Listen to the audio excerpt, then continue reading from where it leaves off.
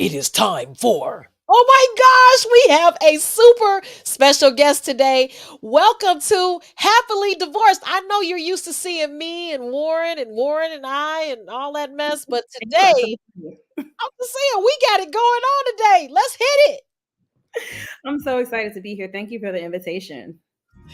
Absolutely, absolutely. And I just want to thank you for coming on and we're gonna do this right.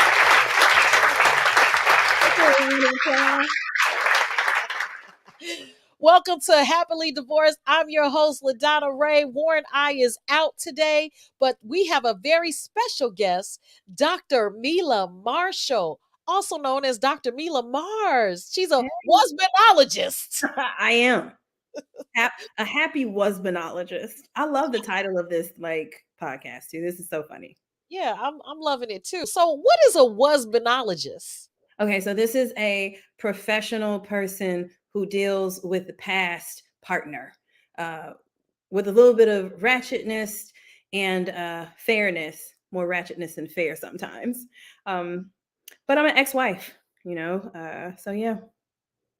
I should just say that I have a master's in being a wife now Yeah. because it's almost like my first marriage, which I only have one marriage, but my first marriage was like being in wife school. I learned what to do, what Oh not yeah. to do. I wrote my thesis. You know me, I'm married to the game, baby. I see you over there. You got your wine glass. Mine is empty. Let me, you know what? Cheers Yeah, to please you. pour up. Yes, and we do need to toast because we are both Aquarians. Happy belated birthday. Happy belated birthday. I'm My gonna birthday was pour. on Tuesday. Right, you're the third, I'm the second. So it's nice, not thinking about, but I've had really great birthdays, like being unmarried to the person that I was with. And it's been exciting to like celebrate and like feel good on holidays and birthdays and things like that. Like it's still fairly new for me because it was just so like that marriage started in high school, like 16 years old, we knew each other. So it's been years of dealing with the same person. And to have these like amazing birthdays is just like still very like, wow, this is my life now. I love it. See, you're on that side of the spectrum, and I have struggled with thinking that at this day, at this age, I won't say what I turned on Friday Why not? because give me time, okay? Give me time. Well, Um, I'll tell you mine. You don't have to tell me yours. okay, go ahead, tell me yours. I'm a 42. I am proud to be born in 81. Oh, So, you're such a baby. oh, yeah. Oh, thank you. Yeah, yeah. Yeah, I was born before you. But here's the thing. I kind of struggled with thinking that at this age I would be married for 20 years. I would be Mm. going on my 20-year anniversary and then celebrating my 30th year. All the women in my family have put their husbands in trunks and drove the cars off into the river. So they're all single. And I thought I was gonna be the one to do different. I thought I was gonna be the one to be able to fight through it and with my husband and keep it together. But unfortunately, I ended up in the same boat. I didn't put him in the well, obviously I didn't put him in the river because he's still on this show. But shout out to Warren I. But uh I think that with these birthdays, I did kind of go back and forth with, wow, who am I going to celebrate my birthday with? And I find it that I purposely do it by myself so that I Mm, don't have to worry about it. You know what I'm yeah. saying? Like I always find a way to do it by myself so that I don't have to worry about it. Or be like, or feel some kind of way. Like Yeah. I can remember um, just what do I deserve to celebrate or just feeling unworthy of being celebrated. Then I like got some anxiety around having people who decline to like hang out with me on my birthday. But then like it's February in Chicago. Right. Don't nobody want to come. Like, it's so cold. You cannot call it and you don't want to put your friends at risk. So, my homegirl suggested that I celebrate my birthday and do a half birthday. And so, in July, I am having a half birthday party because it'll be nice and warm and I can bring people together and not worry about like snow and like sleet and stuff like that. So, I'm excited. It'll be my first half birthday. Well, I'm definitely doing a do-over because my grandmother passed away 2 days before my birthday. I'm so sorry. I had to cancel my trip, okay, because I was going out of town for my birthday. I had to cancel my trip. Thank you so much, though. And I got the day off because of bereavement, but it was like it just wasn't the same. It was Yeah. almost the worst birthday ever. So I'm gonna do a do-over and I'll celebrate all month. How about you? I people said I should, but I have so many amazing things. Like, it's like that celebration is over. There's a celebration every single day. Like whether it's my shorty saying, "Oh, I got straight A's," I'm like, "Oh, that's amazing." My birthday seems like so far away, or like my son just hit me up and told me about his track meet and he got first. And so I'm living in the moment, you know. So I'm claiming, success and something to celebrate every single day, being alive. So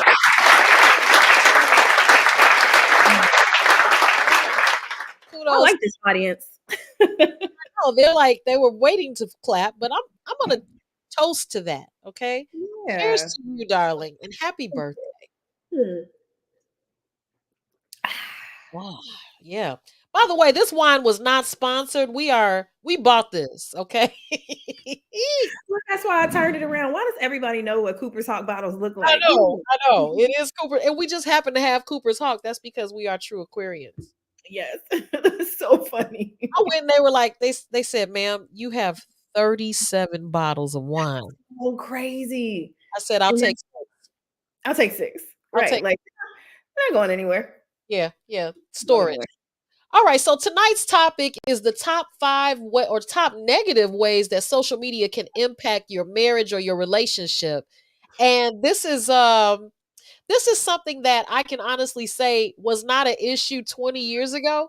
You know what I'm saying? Like, if you were in a relationship, the worst you had to worry about was maybe somebody stalking you, pulling up on you, and stuff like that. But now it's the slide ins on the DMs, it's the pictures, it's the likes, it's the comments, it's the replies, it's the time that the replies are made. It's so many factors.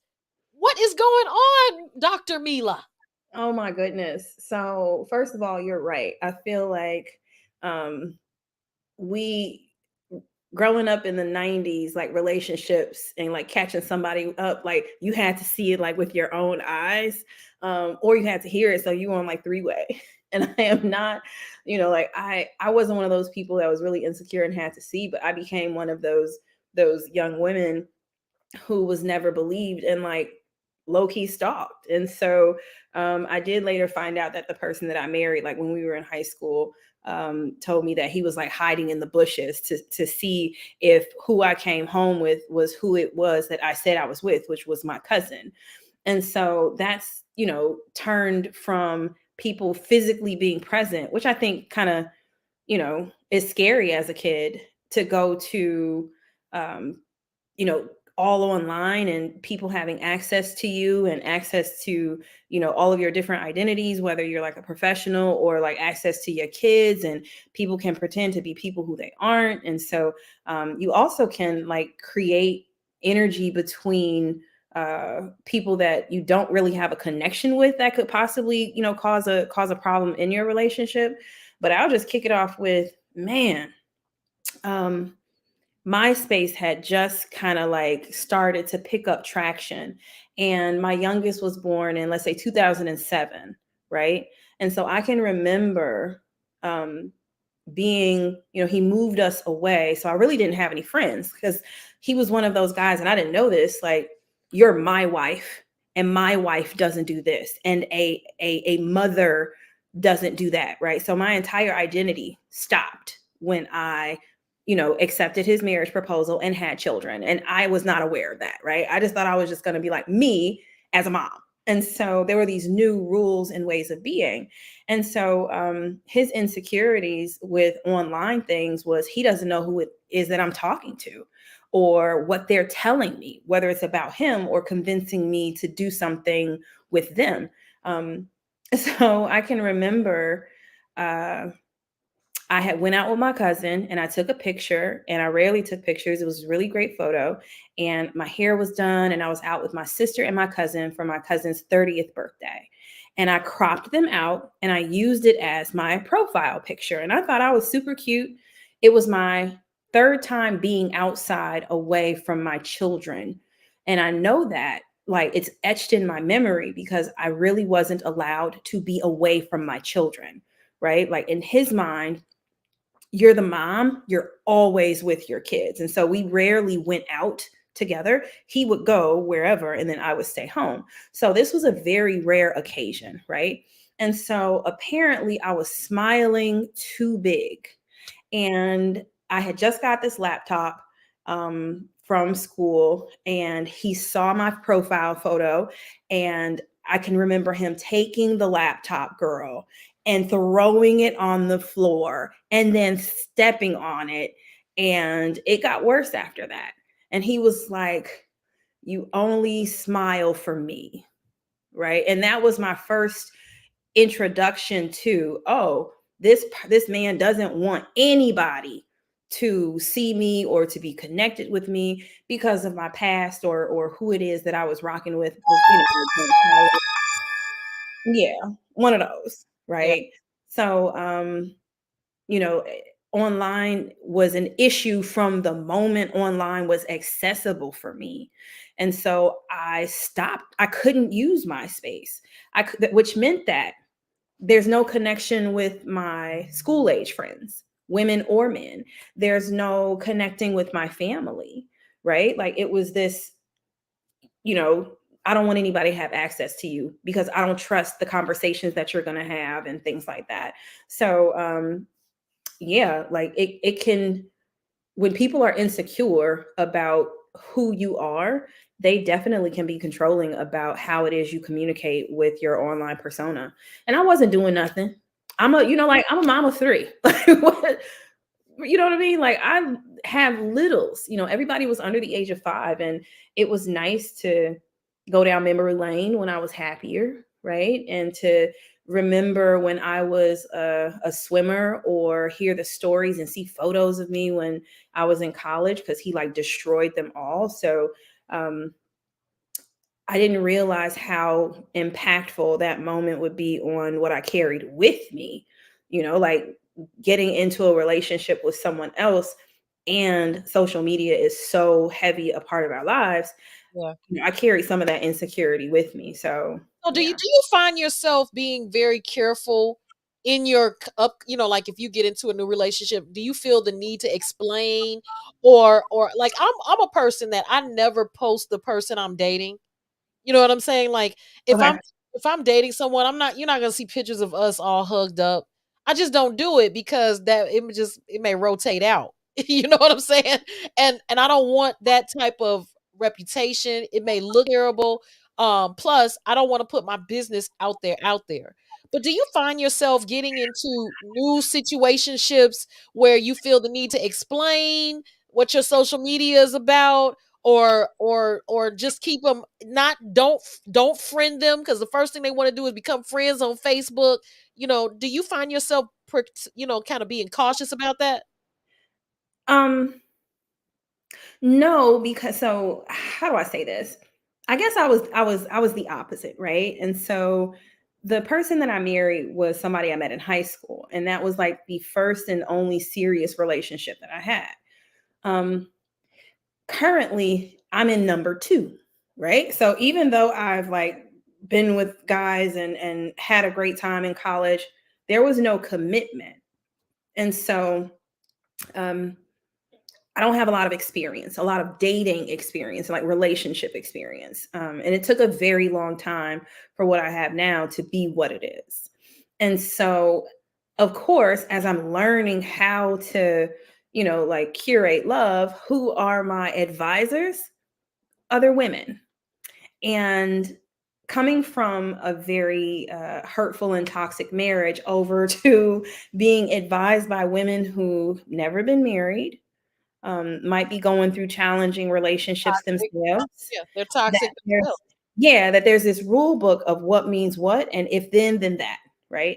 And so I was kind of like indoctrinated to believe that if if a man does not claim you online, then he's doing it because he's hiding you. And so when you have a couple of years of that type of narrative coming into you, and that's what your homegirls are rocking with, that's what you go with, right? And so when I got into this situation, it was very uncomfortable because I'm like, so don't nobody even know I exist, right? Like believing that this presence online validates or is some sort of proclamation of what's real and true. And it took a couple of years for me to respect the energy of privacy, Yeah. right? And discretion. And you can the things you're seeing can be real. Like this person is not tagging, is not sharing, is not, putting your private moments for the public to see. And you can kind of take that and interpret it as this man is purposely trying to hide you, right? You can convince yourself that that narrative is true. Or you can ask yourself, how much do I trust my partner or my man, and ask him, why is it that this isn't something that you think we should be doing, or what is it? And have faith in his response. And that took time, right? Because I had years of people that love me and I trust, that are my homegirls, telling me that, yeah, that's what men say. Now, mind you, I don't know what men say. Like I don't really talk to them. Like I usually, there was nothing to talk about. And I wasn't dating anyone seriously. So I'm, super confused. And it took time for me to say, what do I want for me? And what does it mean? I do have a very public career. I wear many, many hats. um, I from him kind of inviting that level of privacy, it filtered over into how I protect my children online, how I communicate with other people, and so it wasn't easy. You know what I mean? Like, because I felt like this man is ignoring the fact that we're a thing. And he said something like, yeah, but if they know us. And I think that's what clicked for me, that people that know this very intimate information knows us. And there's value in separating the followers from the true friends. Oh, yes. And you know something, infidelity can be spawned anywhere.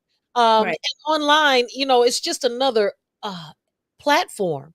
It's no different than going to the club, meeting someone at the grocery store. You're just online. It's more convenient. And people tend to put more into it than they really should. Like you said, well, if he's not posting us, then he must be hiding us. But that's Yeah. not necessarily true. And then it could be true. You know what I'm saying? So at the same time, when online relationships are always possible, but so is everything else. I want to move on to excuse me. I'm just getting over the flu, not Right. I'm like, have a sip of wine. look, I've taken quite a few. Okay, so one with you. Here we go. Oh yeah, this rosé is really good. Okay, Cooper's Hawk, y'all gonna have What to am I sponsor. drinking? I have Malbec. I Oh like Malbec. It's one yeah, of my favorites. red wine. Yes. Jealousy and mistrust. Jealousy and mistrust is a big one when it comes to social media. And I think that, social media can really create those types of feelings because now, like you said, validation can be born. And a lot of times people post these wedding pictures because they spend so much money on the wedding. But the marriage itself, people kind of knew that my ex, that Warren and I were got like spreading apart because initially, lots of pictures. Okay. Yeah, initially, this my They husband. saw the my- shift. Oh yeah, my husband. It's my husband. This me and my husband. Everything. Oh, honey, when I get another ring, I'm a my husband, everybody to I death. They sure will be am. I'm clear gonna have of, my husband clothing line. oh But my, I'm just like right on my neck, like right here. you're gonna be doing that one on your own. But here's the deal. I was my husband in everything. And then And when we then you started were, having problems, it was my kids. You know what I'm saying? girl. My kids. So someone inboxed me, "Hey, are you and Warren still together?" And I was like, "What made you act? You know, like who? Since they've been watching. They've been watching. You know what I'm saying? I always feel like somebody's watching. Right. And I'm like, what? Of course, because I'm the type of But you person. know what? But you know what? They're paying attention to this story, Yeah, right? And for some reason, and people pick up on patterns, and like we've created these mini TV shows yeah, with how it is we post, and people watch the plane crash, right? Like they know, they're like, oh, we saw you all here. And or I have a friend, and it was clear. I'm like, yeah, I knew it was over between you two because that last birthday post was mad neutral. It was like, you are a wonderful employee at your job and you get up on time. It was like so bland.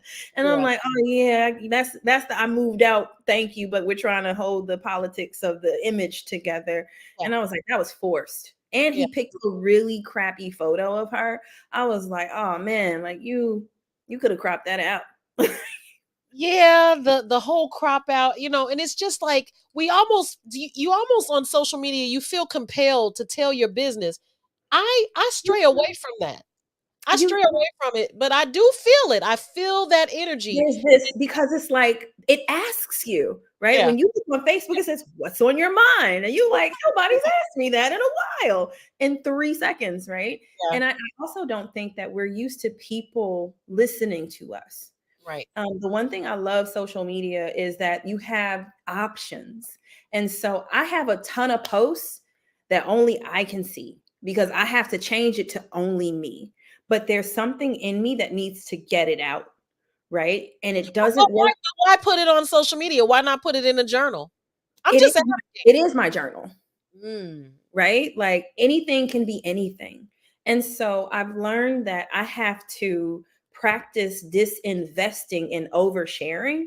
And instead of like forcing myself to do things that are unnatural or uncomfortable, it's a habit that I have to break. And so oversharing online, there's like, how do you sunset that? It's either don't do it at all, or the easier way is if there's something, in your brain that has you obsessed with clicking enter and seeing your words where the world can see it, and you now have the option to switch it to only me. If that's what I have the energy to do, I'm going to click it and I'm going to hit send. And there's, like there's this kind of like, okay, I did it. Because let more and more, I stopped posting that type of content where only I could see it, right? Like the posts got shorter. Then it was, I don't need to write this down. I started picking up the phone and calling people that I love, to listen and share. I started going to therapy and moving that conversation to where someone could actually help me tease it apart.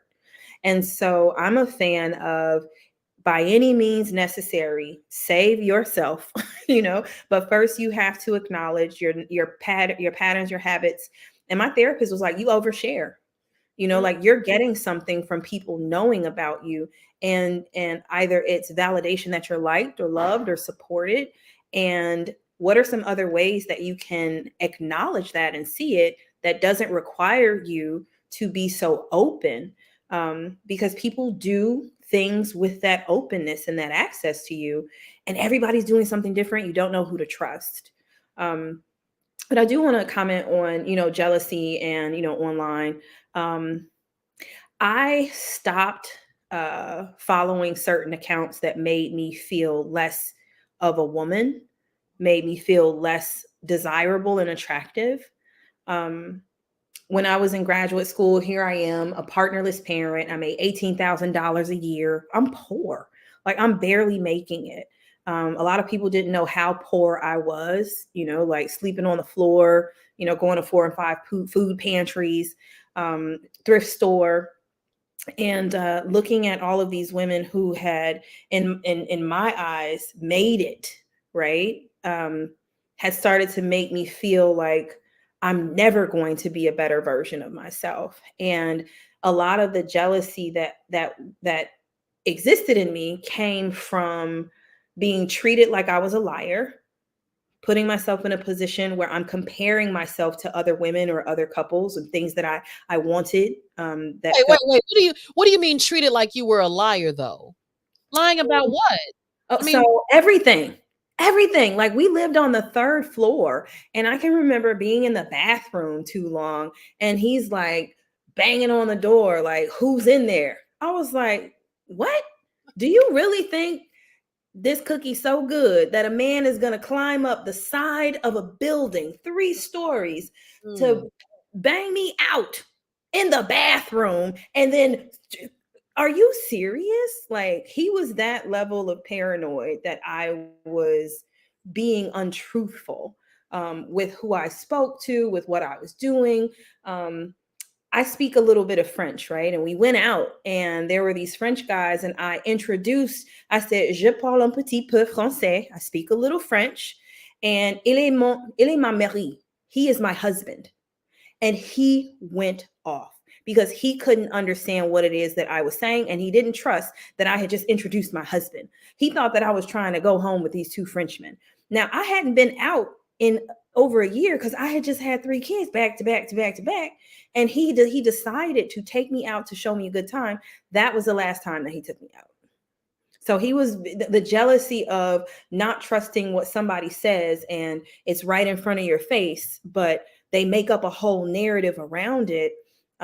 Made me start. I started to ask myself, did I like? Did I do that? Like, when one of my babies came out, he was like, "That baby don't look like I think it should look."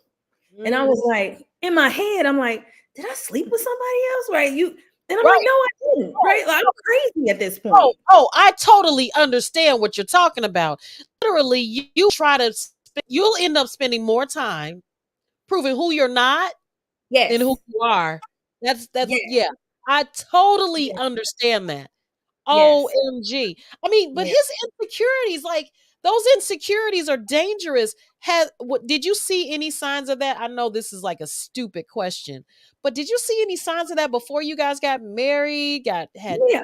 children, Absolutely. and Yes. Like, the just first said, the oh, yes. yeah, Yes. But what do you do? Like, I was raised in the church, and I was taught to, get married. I was taught to turn the other cheek, right? As a Christian, forgive. And that, no one is above the other, and people mess up, right? No one taught me the difference between, uh like, tolerance and accountability. That I have I have the right to not be hurt because of your hurt. And mm, if you can't trust me, then I can remove access from you. But, high school was one thing. When I went to college, my life really changed. And I'm not ashamed of my past. I was a stripper. I was a dancer for years. And so that mentality, when I was Mystique, right? A whole different way of hearing and seeing men. And so I also was honestly, I was an addict. I was doing like maybe 3, 4 ecstasy pills. Like, honestly, I never thought I'd make it to C40. I promise you. I could not see my life the next year and the next year and the next year, you know? Um, and so, coming from being heavily addicted to drugs, and I quit cold turkey, uh, and who he was in high school, from that experience to now I'm in this really, really vulnerable space. He showed me a lot of love, kindness, and encouraged me to get clean, encouraged me to come back, told me I didn't have to do all of these things, and we could, work it out and be together. yeah. But And did he think he owned you at that point? there you go. So when somebody, now it's everybody in my life that existed never loved me because they never even tried to hold me accountable to get me help. Right. So I'm the only one you can trust because you be dead. Right. You lucky I want you because nobody wants a stripper whore. That Right. part. Right. So for years, I'm getting this into me that he saved my life. So I owe him. And no one else is ever going to want me, respect me, and they'll treat me worse than what it is that I'm getting at home with him. How long do you owe a person? You Man, never, never. But I I thought, you know what, my plan was to outlive him. That was my plan. I don't even know why I didn't think about divorce. I think maybe like you, I come from a family of women who had unhealthy partnerships and had the courage to place them and their children first. My grandmother passed away at 103, and a nurse asked her, like, how'd you make it this long? And she said, I sent all the men folk away. Yeah, you pay a lot for that little piece of sausage. You do. You do. And I mean, it can be healthy if you know how to set boundaries and choose wisely the partner that you wish to build with. Um, so, it hasn't been easy, and it wasn't easy leaving that relationship because it was scary. Telling somebody, feeding you who it is you are, you not being yourself because you're trying to prove who you're not. I did not know who I was.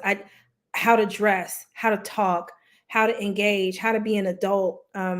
It was really challenging, and so moving forward, making the decision that I do want to be in a relationship was super scary because I didn't know how psychotic I was until I had something to practice showing me you're not as trusting as you thought you were. You're not as forgiving as you say you were. You're not as loving as you said you are.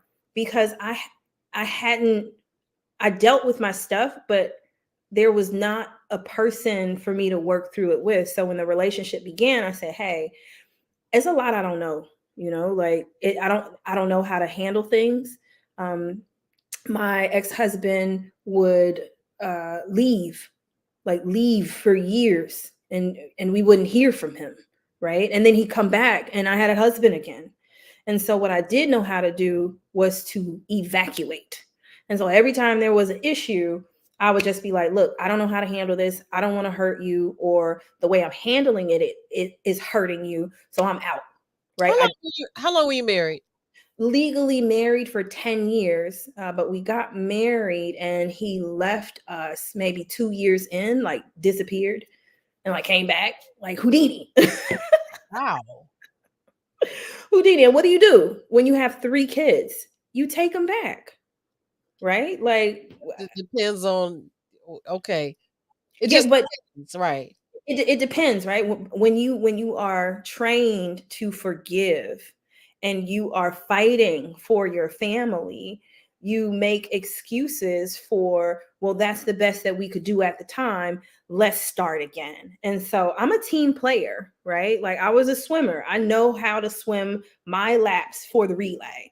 And so I figured as long as I stayed consistent, that this person would see that I'm not who they believe me to be. But they had already made up their mind that I was a trash woman, or just a trash human being that could make amazing children, which confused me. Right? Like, so I'm trash, but I can produce treasure. So I don't want to I don't want to harbor on your past life, but your past is your past. I mean, we all have a past.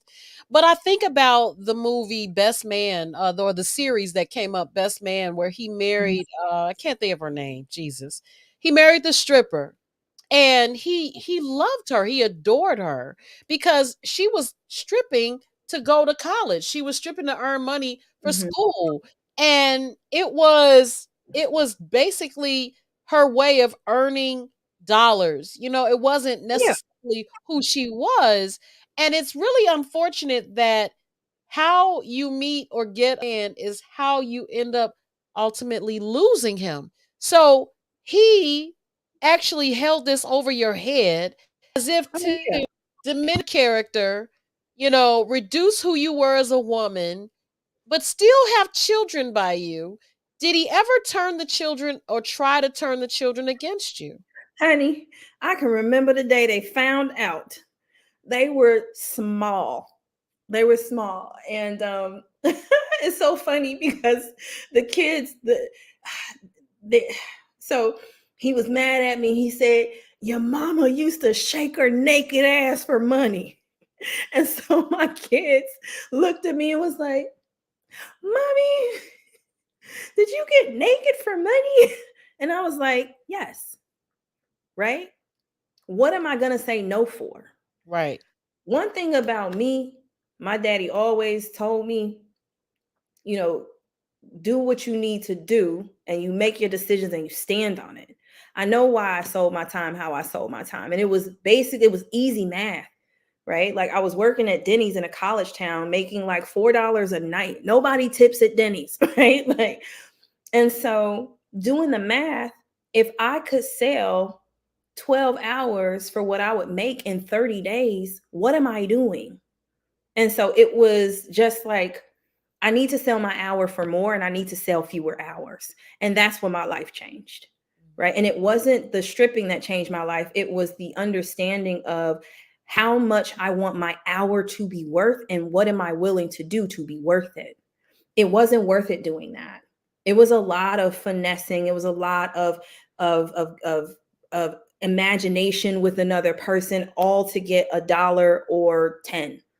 Yeah. And you can get caught up in that making fast money. And fast money can be in stocks, it can be in dope, or it can be on stage. Right. So I have a healthy balance of respect for anybody who sells their time in ways that the world would deem wicked, because we're all doing it for, it's a strategy to the end game. Well, there's a lot of people out there stripping for free. Which is totally your choice, right? Like, but I mean, they're not getting they're doing all of this stuff and then yeah, not turn it into a business just to be it's able to not, yeah, say it's not that a commodity for them. exactly. Not So a commodity for them. it is what is. But you know what? I just want to reiterate what everybody is watching. You're watching the Happily Divorced show with your And host. we are, What you say, me? I said, and we are Yes, happily divorced yes, yes, yes, from yes, them, from yes. them. And I'm your host, LaDonna Raeh, and I have guest host tonight, Mila Mars, also known as Dr. Mila Marshall. She has a story to tell, and this is just amazing because we met at an event. We were at a grand opening for a small Black-owned business. Actually, the funny thing is, I had on the T-shirt earlier for Executive Prince and Yeah. yeah, I had on the T-shirt earlier, but I had to change because Mila was looking all sexy. So I was like, well, I don't want, you I know, got I'm on a jogging suit. yeah, well, I mean, I had my neck every because I just got over the flu, Oh, so listen. I have on no makeup tonight, but I will do a show with no makeup, so I'm okay. However, meeting at Executive Prince, shout out to Kevin Shine for introducing us. I was able to be featured in an article with you in your newly launched magazine. Why don't you tell us about that? And I'm so proud that you followed through and gave me and Warren a call. And I have to tell you a little secret, but go ahead and tell us about that article. Okay, so I started the series Black Love Matters in Chicago News Weekly, and it's a 4-part conversation that came from people despise Valentine's Day. And the fact that it's this day in Black History Month, it's my birthday month. I love love. I needed to have a way to, what I say, let the conversation of love breathe a little bit and take people's attention away from like the commercial. And so the third installment was love reflections from Black couples that were dating, married, and divorced. And I struggled to find a partnership that was willing to share this experience, right? Where I talked to each partner that was divorced. And so it was really serendipitous. When I met you, we were like, yeah, we got a podcast together. I was like, what? You all are, I guess, on some level goals, right? For people who, I call your section love under new management. Mhm. But Yes. it was great writing it, learning, and I actually co-wrote it with my boyfriend, and that was really good to get his understanding about certain things, and which I really really truly enjoyed, as well as hear the love story between the married couple. And it was funny hearing his version and her version. And nobody had heard each other's interview. And so, yeah, no. But the funny part is, you asked me to give you my list of songs. Hmm. my list of breakup songs, and I don't even remember what they. Yes, I do. I remember what they were. Can I Well, talk about them? one of them was to the left. I was like, "Oh, You know it Baron." was. Yeah, you know it was. And so, yeah, I thought about Beyonce to the left, and a few others. But then you said Warren told you to get his from me. Yeah, he was like, "She'll give you my songs." I was like, Yeah, "Okay." everything I I thought gave maybe. basically put me on a pedestal, baby. Cause I'm like, really? You gonna leave this up to me? All right, cool. And So then he gave me his songs. He ran all his songs down for me, which did you which they didn't end up doing the playlist, but I'm gonna do it for Valentine's Day. oh, you got to, because he doesn't even know what I picked for him. But I picked Lenny Williams, Cause I Love You. Oh, I okay. picked I Miss You, Aaron Oh, Hall. I picked So Sick. I just wanted to make him look like a punk. why? Yeah, that's why I picked those. Y'all Uh, are so funny. Oh my hey, god. So Warren is Sick. hilarious. Yeah, he can be. So Sick Neo and I Will Always Love You by Whitney Houston. I'm telling. Oh, and Don't Leave Me, Blackstreet. I just made him look like a punk. So he knows right. Oh my god. But Hearing people's songs for each other was really, really sweet. So sweet. I I ask for songs all the time. yeah. I asked for Mm. movie titles all the but I really enjoyed interviewing with you because it kind of a lot of times I interview people, but I don't get interviewed. And so when I Oh, get I yeah, when I answer these questions, I'm like, wow, I'm really having to reach within myself to answer mhm. these questions. And speaking of questions, I want to do a segment with you called definition. Ooh, okay. Okay. So definition, it's not sponsored yet, but our segment for definition when we have a guest on this show is when you give us your definition of a word, a random word, and from your perspective, only. So it's just your own personal definition. Okay. All right. Let So it go. here we go. Very first definition would be spousal support. What is your definition of spousal support? Should I have like a music track before this? Um, ooh, I guess I'm gonna answer this one from my heart. Uh, Even though I know it is monetary and there's some legalities to it, I think for me, that word represents an intentional presence or mindfulness about how it is you remain, as well as how it is you kind of, I say sunset a lot, how you sunset things, right? Especially when there are children involved. And so it isn't to make life hard as the transition is hard enough, but it is supporting your spouse or your previous spouse to get back or to leave or to be in a good place, in an equitable place as you all find yourselves further apart. I do think that it says a lot when the person that you used to love, you seek to do harm and make them suffer as a way for you to feel there was some win out of it. Um, and I can remember my mom feeling some kind of way about how equitable I was willing to be for someone who had hurt me so bad. And it wasn't my job to put a lot of energy into making him suffer because that took away the energy that I needed to focus on to heal myself because I knew it wasn't going to come from him. And it was an opportunity to not have the energy that he had given me. And that felt really good. And so I did support my ex partner having what he legally had a right to, nothing more, right? But not impeding and getting in the way and supporting him as he moved forward in his life, supporting him in his relationships and not interfering, right? And not trying to insert myself unless I needed to. So yeah, that's my definition. Wow, that's a really good one because, one of the things that I struggled with in many relationships that I've had, you make me feel bad because you said you only had two. Well, I've had more than two. Um, is that a person that you truly loved at one time, oh, I love you. I can't live without you. And then when you break up, it's like, what? You know what I'm saying? I can't have that. But it happens so often because when you're done, you're done. And Yeah.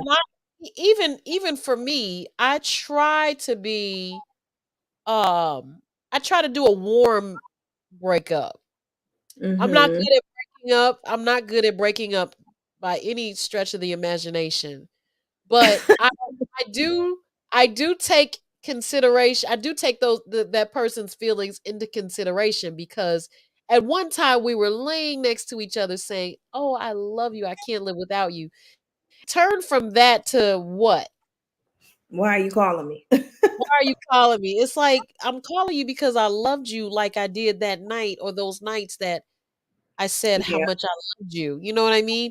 That is tough for me. I don't do well in those spaces. Yeah, and And I so meander back and forth though. Like I ain't no punk. So when being a wife and feeling like there's this constant need to figure out how to work with a person totally dissipated with his actions even after the marriage. So it got to a point where my benevolence or my ability to be equitable or kind, it had ran its course. And now, yeah, buddy, I got some smoke for you. And it's what I need to do because nobody else is here protecting me. Um, and so I'm not so nice all of the time.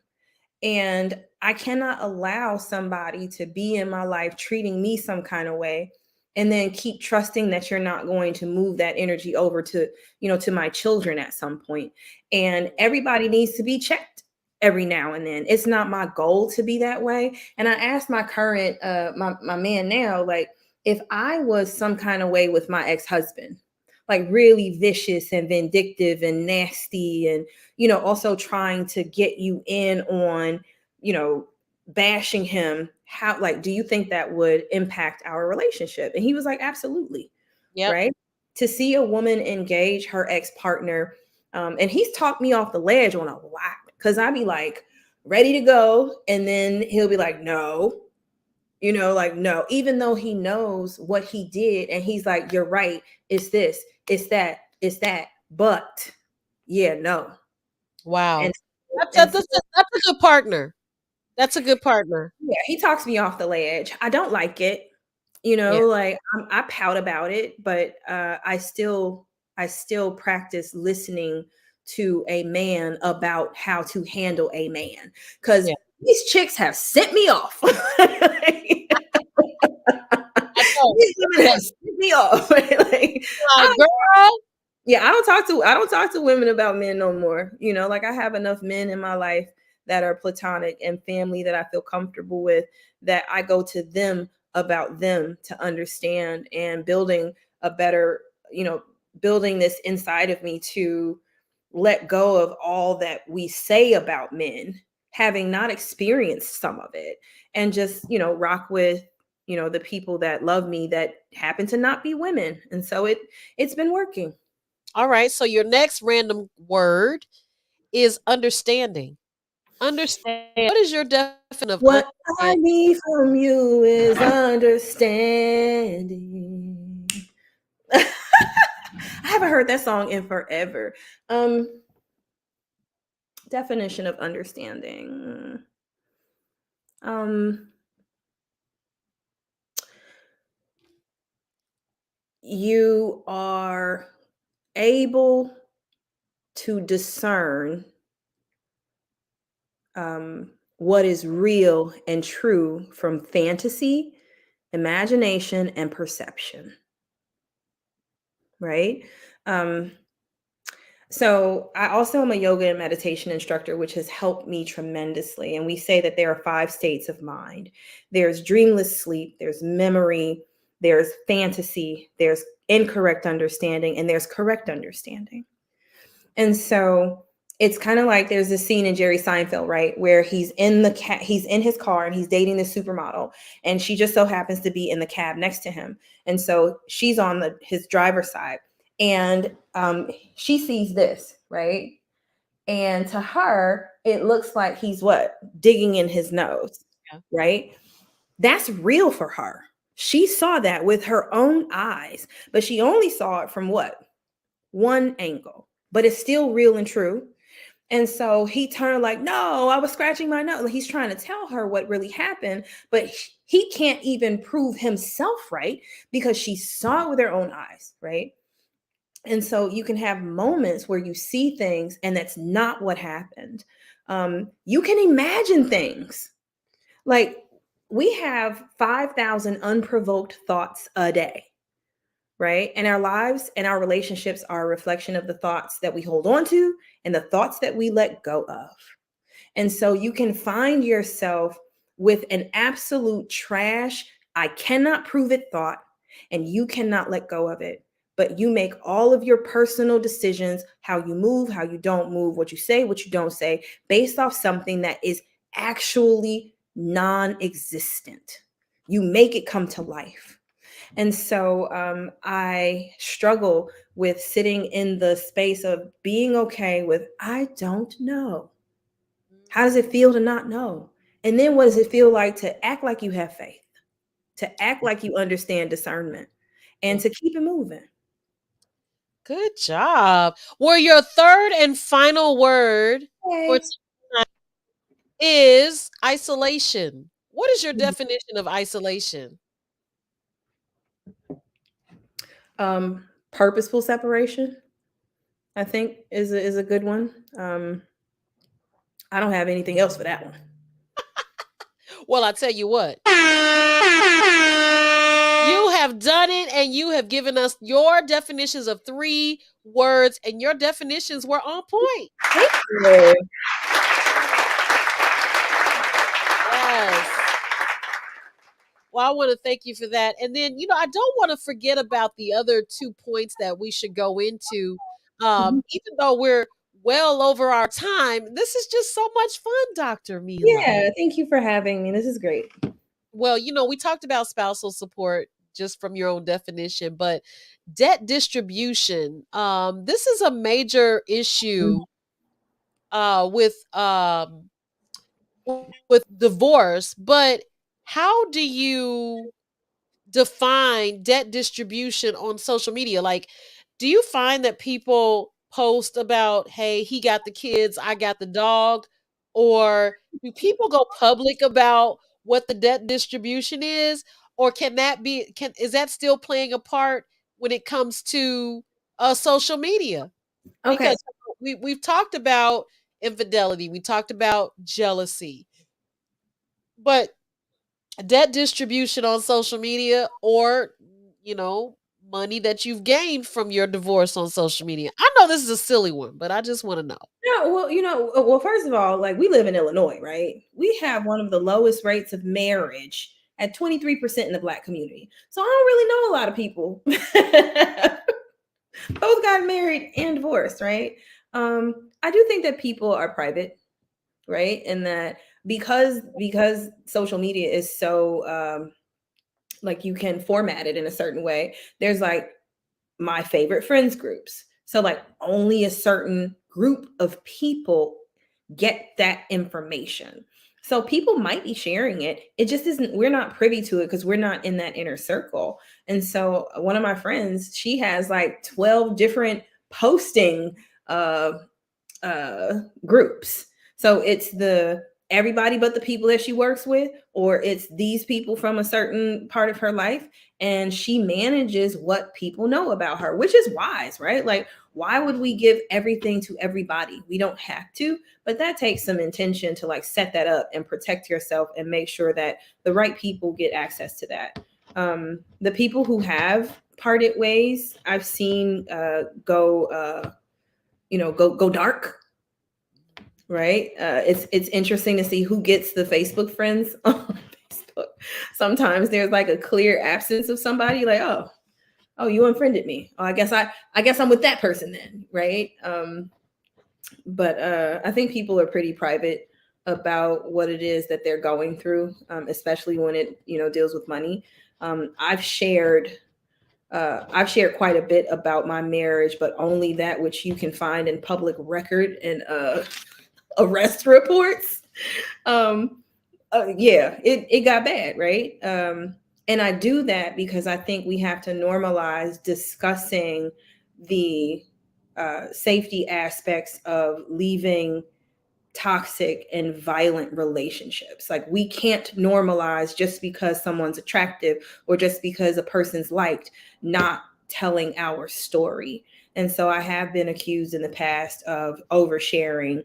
But when I tell those stories about what this person, who everybody seems to think is incapable of certain types of harm, I get flooded with messages from friends talking about the abuse that they're experiencing at home with people that I love and respect, right?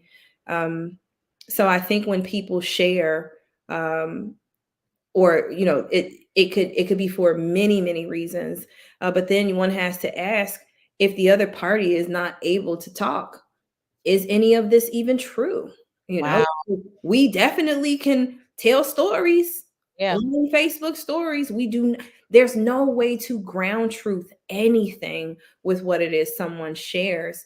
But what I tend to do is, especially if it's a friend and they're in crisis or they're going through something, I don't ask any questions. I definitely don't post questions on their profile.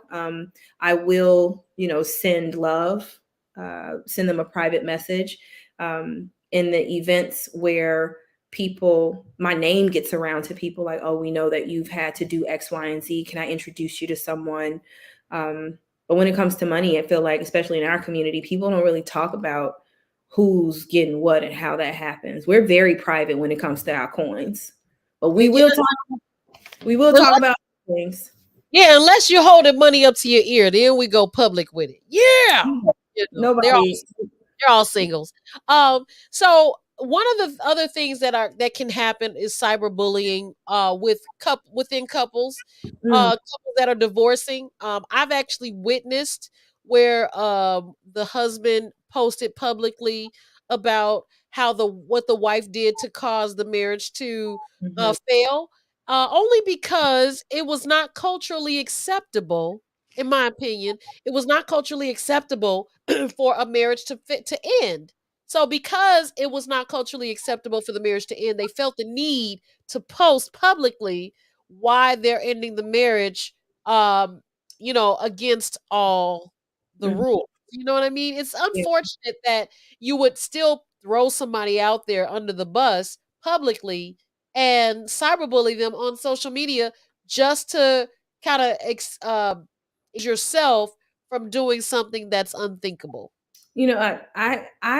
So I toe the line on this one, because when you live an experience, it's yours, Yeah. right? You can't police how someone discloses, how someone shares. When we share a story, this person has just as much right to tell their story as you do or don't.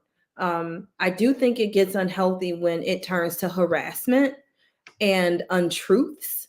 I think it's unhealthy. Like, so in my instance, he changed his Facebook status to widower, and none of our mutual friends said anything. And I thought, in that moment, I don't trust none of y'all, because Right. this person has implied that. And people like, oh, well, that's the joke. If you knew what happened before the post changed, you might change your tone, right? So I also think that people, on social media, we feel like we have these connections and friendships that stop us or impede us from holding people accountable for reporting things, and for checking people in real life. It was really confusing, wondering who saw that Right. and who said something, because I got these kids over here, but you love me so much and you want me to be well, and you see this thing that happened, but everybody wants to act like it was a joke. So him implying my death actually got me a restraining order, because people don't know how serious things were. Right. um and Like what your social media footprint says a lot. And so if you threaten someone, if you try and tag people in to like bring people and escalate situations, that's definitely not healthy. Um, I blocked him on absolutely everything. And often, had to, there was a situation where this woman he was dealing with was following and engaging my child. And I was like, yeah, I don't engage with whoever this, my ex-partner's partners. My child is off limits. You don't get to engage her. And the things she was saying also was kind of weird. And I was like, look, I don't know what's going on with you and this person, but she does not contact our child ever again on this platform. It was like 11 o'clock in the morning and my child's at school and she was like hitting her up on Instagram. And I was like, what are you doing? Like, oh, she was like, oh, I wish I could have met your mom. And I said, okay, you could have, I'm Googleable, right? And that's not with ego. Put my name in, you'll find me. We're done. If you have any questions. But this little girl over here, that's my responsibility and any adult engaging her online. So I think people have to be mindful about how they engage, but it's the era of we have the freedom to say and tell our stories. And Yep. I think for a lot of us, we have not been listened to in our lives, right? I think it's helped people read more, maybe not comprehend better, but I think people are becoming more literate, more aware of emotional ranges, understanding of their immediate consequences. People have lost jobs, people have lost partners. Unfortunately, people have lost their lives, right? Over how much they share, where they are, who they're threatening, who they're taunting, right? And so I move with the mindfulness of this is a space that I choose to use in a healthy, purposeful way. I do not wish to cause harm with it. I do not wish to tell things about people in my life that would cause harm or bring harm to them. So that's what stops me from telling my about my kids. Even people will know like days after where we were, or Yeah. because people are weird. Yeah. All day. Well, you guys are watching Happily Divorced with LaDonna Raeh and not Raven Simone, but Dr. Mila Marshall. I couldn't help it. You really remind me of Raven Simone. I love uh, that too. yes, yes, I love her. I love her. I love her. And we're gonna get to the last and final, the fifth top reason that social media can have a negative impact. You ready? All right. So the fifth and final, or should I say the first reason why social media can have a negative impact would be when you're comparing yourself to unrealistic expectations, such as social media can often present an unrealistic view of others' lives. I mean, people post what they want you to see. I'm one of those, I'm gonna post a side of me where you don't see the stretch marks, so I look perfect. But here's the deal.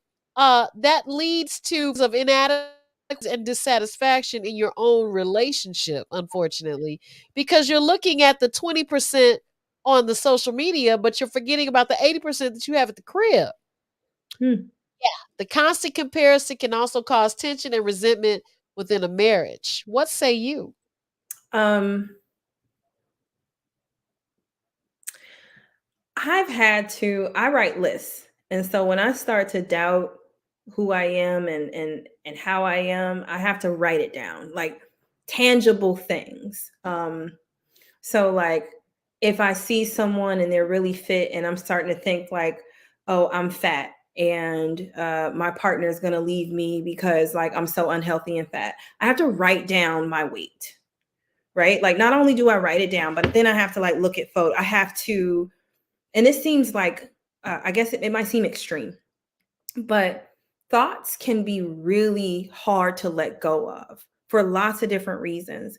And so I have to like tell myself what the truth is, right? Like I have to write down all of the things that are real. My insecurities are are much less now, but I do feel like people can lose value in themselves by looking at someone else and making up the story behind them, right? And so I can recall like a couple of my friends some years ago got married, and me really just like fantasizing about how great their marriage was, and they're probably doing this, and like I see a photo and I like make up a whole story about how they got there and what they're doing and how, like, why can't my life be like that, fully ignoring the fact that you just made all of that up.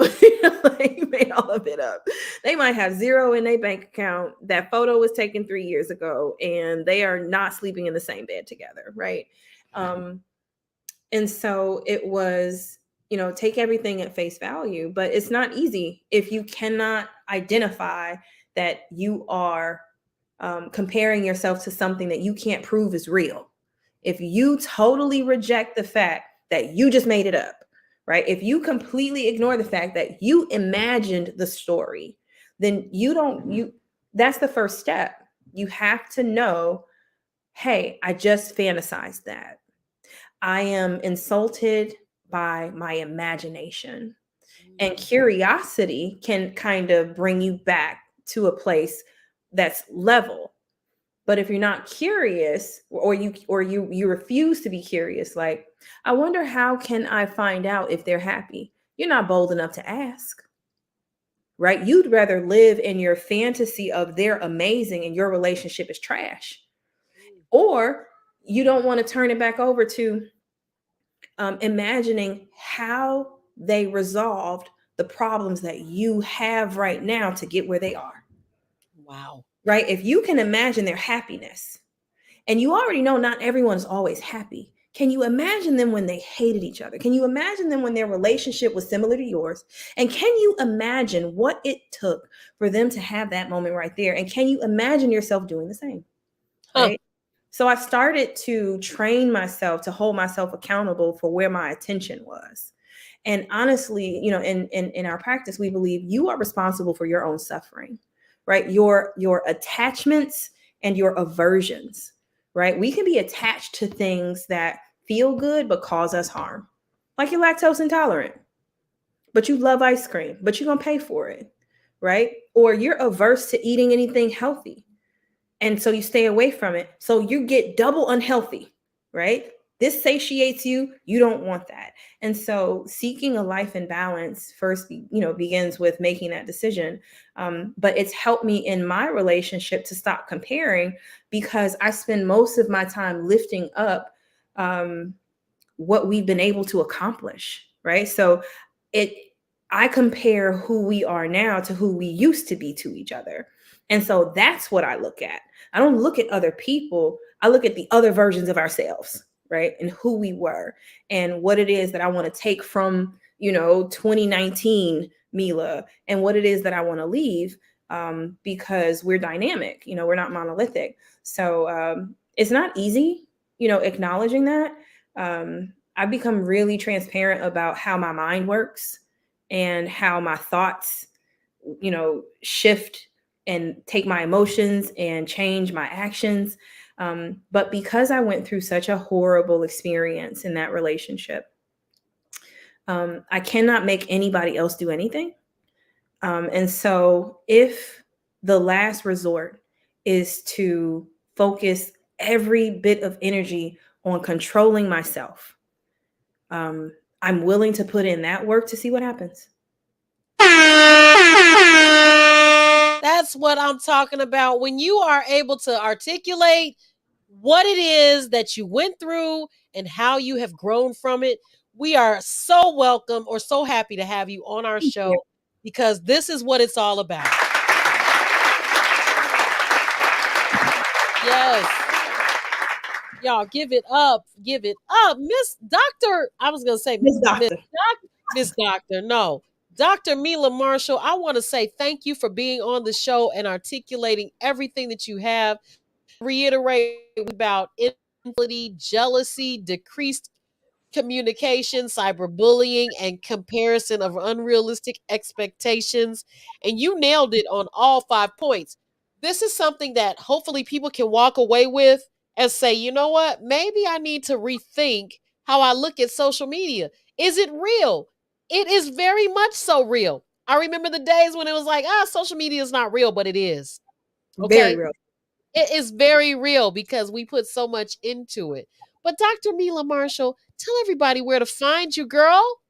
Okay, so I am one of the four hosts of Corner Combo Pod. So pop on over to Facebook, find us on YouTube as well as Instagram, and also check out Chicago News Weekly, Voice of Black Chicago. I'm the editor of Cannabis Corner, and I'd love to hear from you. Thanks so much for having me. Yes, that's what I'm talking about. And you know what? What everybody is so they're waiting. Here we go. There they go. Okay. I love you, studio audience. Welcome to come back anytime. It's Mila, Dr. Mila Marshall, Thank the you. happily divorced. I'm sorry that Warren I couldn't be here with us tonight. And but you can come back anytime and talk about just about anything we have to discuss. Because Thank you. happily divorced, even though Warren and I are divorced and we're happily divorced, we're not really happily divorced. Mhm. We're not happy that it didn't work out, but we are navigating through it and making the best of it. So Yeah. we promote marriage, but not to each other. You know what I'm saying? We're very clear on that. Uh, but having you on the show Oh, wow. was I just love awesome. you so much. Having you on the show was just so awesome and amazing, and I want to thank you for being a guest host on our show on Happily Divorced. Thank you so much. Have a great Thank night. you too. Give it up for Dr. Mila Marshall. Wow. That's what I'm talking about. So, on the Happily Divorced show, we are always talking about topics on what can end your marriage, what we didn't do to preserve our marriage, but we want to share with you things that you can do to make things work out or move on. The things that you don't think about. So, I just want to thank you. I'm your host, LaDonna Raeh on Happily Divorced. You can check us out each and every Friday right here on YouTube, baby. Make sure you subscribe and tell a friend, comment, and like. Because we talked about social media, it means something.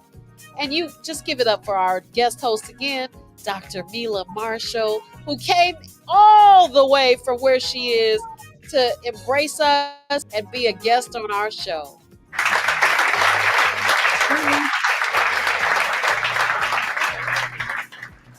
That's what's up. All right, guys. I'll see you next Friday on Happily Divorced. Cheers to you, Dr. Mila Marshall. Okay, cheers. Happy birthday. You. Woo!